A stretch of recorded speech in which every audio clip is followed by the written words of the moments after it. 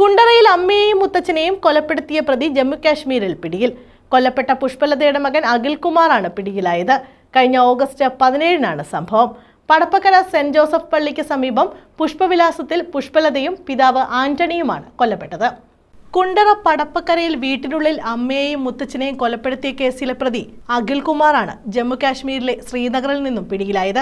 2024 August 17-നാണ് കേസിനാസ്പദമായ സംഭവം. Padappakkara saint Joseph പള്ളിക്ക് സമീപം പുഷ്പവിലാസത്തിൽ പുഷ്പലതയും പിതാവ് ആന്റണിയുമാണ് കൊല്ലപ്പെട്ടത്. ലഹരിക്ക് അടിമയായ അഖിൽ ലഹരി പദാർത്ഥം വാങ്ങിക്കുന്നതിന് പണം ആവശ്യപ്പെട്ടതിനെ ചൊല്ലിയുള്ള തർക്കമാണ് കൊലപാതകത്തിൽ കലാശിച്ചത്. പുഷ്പലത സംഭവ സ്ഥലത്ത് വെച്ച് തന്നെ മരിച്ചിരുന്നു. Go. No. Ready, go.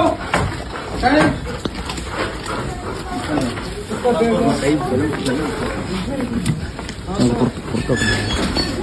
ഗുരുതര പരിക്കുകളോടെ ആശുപത്രിയിൽ പ്രവേശിപ്പിച്ച മുത്തച്ഛൻ ആന്റണി 2 ആഴ്ചയോളം തിരുവനന്തപുരം മെഡിക്കൽ കോളേജ് ആശുപത്രിയിൽ ചികിത്സയിലിരുന്ന ശേഷമാണ് മരിച്ചത്.